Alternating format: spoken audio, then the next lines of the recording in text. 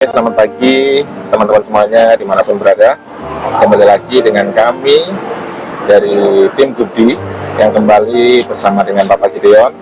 Dengan ini kita akan ya santai-santai ngobrol-ngobrol. Kita pakai bahasa ngobrol santai tapi serius sambil bercandaan. Oke, selamat pagi Bapak Gideon. Selamat pagi. Bagaimana kabar hari ini Bapak Gideon? Sukacita. Amin. Ya, Puji Tuhan. tema yang tidak tertulis adalah nasi gandul.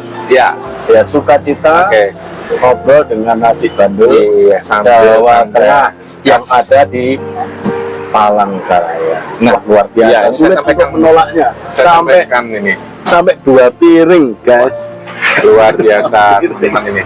Jadi ini sebelum kita tadi ngobrol, kita melanjutkan omongan bareng Bapak Gideon. Kita terlebih dahulu mohon maaf nih teman-teman, kita sudah makan dulu di tempat warung Jalan Ciliwung Mau 4,5. ya. Ini ciri khas Pati banget teman-teman, enak di sini bener. Ini nasi gandulnya di sini cuma 17.000, yang plus sama dengan empal 27.000. Empalnya 10.000, ST-nya 10.000. ST-nya 3.000. Bakwannya di sini 2.000, teman-teman. Ada tahu bacem, tempe bacem cuma 2.000, murah meriah banget, teman-teman. Kerupuknya 1.000-an. Di sini di tempat lokasi taman ini. Lapangan tua tahu. Lapangan tua tahu. Lapangan tua teman-teman. Jadi kita santai di sini, kita ngobrol-ngobrol bareng. Ini Bapak Gideon ini, kami ini ingin tahu ini. Dulu waktu Bapak mengenal Tuhan pertama kali, sebelum Bapak menjadi anak Tuhan yang benar-benar 100% melayani Tuhan, sampai sekarang menjadi pendeta Gudi di Palangkaraya. Bisa diceritakan sedikit? Ya, terima kasih. Channel Ngosa. Iya, terima kasih. ngobrol santai Pak, Bisa bisa ngobrol di channel Ngosa.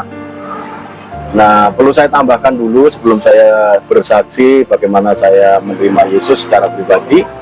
Yang belum disampaikan tadi, ciri khas ya, rasa ngejos dagingnya ya, empuk dan lezat ya. Bahasa Jawanya hauce. Wes, hauce bahasa Cina. Di belajar. Itu ditambahin dia. Iya, hauce setingping kan. Jadi benar-benar enak gila gitu. Tak enak. Pokoknya luar biasa pokoknya. Nah, ini teman-teman kalau nggak datang ke tempat ini benar-benar rugi. Lanjut lagi kembali ke topik awal ya. Jadi teman-teman biar tahu di sini seorang figur Bapak Gideon yang sekarang menjadi Papa Pendeta Gideon Sriadi. Oke, saya persilakan kembali untuk menceritakan nih Bapak Gideon. Ya, saya mendapat satu berkat ya dari Bapak Pendeta saya, almarhum Jim Agus Elisa Putra. Ya, saya pertama kali masuk gereja itu 25 Januari 1987. Diperkirakan Agustus 87 saya dibaptis di gereja tersebut, Jalan Panglima Sudirman 102 waktu itu, Tulungagung, Jawa Timur, Indonesia. Nah, ini sebentar, ini saya potong sedikit Pak. Jadi waktu Papa dibaptis, kan pasti Papa ini punya nama panggilan sebelum dibaptis, sebelum mengenal Tuhan, ya kan? Nah, bisa diceritakan namanya sebenarnya dulu? Ya. Nah, nama asli saya itu Sriadi. Nama asli lahir cepat Sriadi. Ayah saya atau bapak saya panggil bapak itu bapak, ibu itu emak itu ya. Emak dari desa Malang Selatan, Ampel Gading, Sumber Tangkil, Ampel Gading, Jawa Timur. Nah, saya terlahir di situ dan saya dikasih nama Sriadi. Tetapi tidak masih bayi juga, masih belum besar ya. Apa itu istilah belum besar? Masih remaja lah? Belum, masih kecil banget. Balita ya pokoknya masih kecil ya. terus mungkin setahun atau seperti balita berarti di bawah 5 tahun balita. Ya. Oke. Nah saya sakit, keras, katanya ibu saya sudah ada orang yang layak, mungkin jeritan gitu atau gimana, hampir mati lah katakan seperti itu. Nah ada orang yang bilang sudah mati, kayaknya hampir mati suri atau seperti itu. Nah akhirnya ayah saya, ibu saya diberikan kepada orang lain, Pak Mutin namanya, Pak Dasimin waktu itu. Nah saya diambil, mungkin didoakan atau seperti apa, diberikan nama Sahadat, tapi dikenal dengan Sahadat. Sampai sekarang ini orang kampung masih sangat kental dengan Sahadat itu. Nah, jadi teman-teman semuanya nih yang belum tahu, untuk pribadi Papa Gideon ini, jadi pada saat itu Papa ini sakit sampai akhirnya dianggap, mohon maaf nih, sudah meninggal. Ya, pingsan lah katakan ya. itu. Jadi otomatis suri lah. Ya. Suri ya. Jadi pada saat itu akhirnya dikasihkanlah ke Mbak Dasimin. Nah, masih namanya keluarga, masih family. masih keluarga. Nah, akhirnya terbentuklah nama Sahadat. Ya. Tapi itu untuk cerita masa lalu. Nah, kita kembali lagi ke cerita pada saat bagaimana Papa Gideon ini benar-benar dimenangkan oleh Tuhan. Nah, di awal mulanya, kronologinya seperti apa? Di desa saya, daerah Sumber Tangil, Ampel Gedeng, itu desa, jadi belum ada SMP waktu itu, tahun 80-an lah, sekitar 80. Masih belum ada lampu nih? Iya belum. Waduh. Masih gelap. Berarti pakai ini ya, oblek ya? Oblek, jadi obor itu zaman dulu, obor ya? oblek atau teplok ya, teplok. Saya di sana nggak ada SMP, kemudian bapak saya itu asal mulanya dari Mulut, Tulungagung kan, dari Tulungagung. Jadi bapak saya sebenarnya sudah modern, tapi karena merantau, tinggal lama, berkeluarga di desa, terus akhirnya lama kami dilahirkan di desa tersebut. Tapi hadis bapak kepingin anaknya jangan seperti bapaknya, kepingin maju, dan akhirnya saya harus didorong untuk sekolah yang di kota. Di asal mulanya itu, asal mula bapak di Rejo Tangan, Tulungagung, di Munut itu, dan kami SMP-nya di sana. Jadi Rejo Tangan, Tulungagung, Jawa Timur. Berpindah ya? Berpindah ya. Oke. Terus. Nah, ketika di SMP mungkin kelas 1 atau kelas 2. Nah, di Rejo Tangan tahun 80 atau Sumberagung Rejo Tangan Tulungagung itu tahun 80-an ya, sekitar itu. Hiburan itu belum terlalu banyak. Nah, sebentar ini. Kalau Mas bicara masalah hiburan nih, Bapak Gideon ini, sedikit ini kembali lagi ke masa SMP dulu. Nah, ini kalau yang namanya anak SMP ini kan lagi bubur-buburnya nih, ya, Pak. benar-benar. Nah, pada saat itu Papa punya nggak cinta monyet pada waktu SMP? Boleh nggak ada cerita sedikit tentang cinta monyetnya Papa Gideon ini? Ada kan? Nah, itu seperti apa cinta monyet zaman itu? Ya,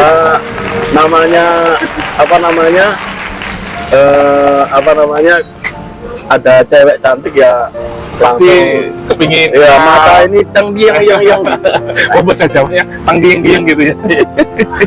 kita kenalan gitu. Teman-teman, jangan lupa ada tanggiang-giangnya teman-teman.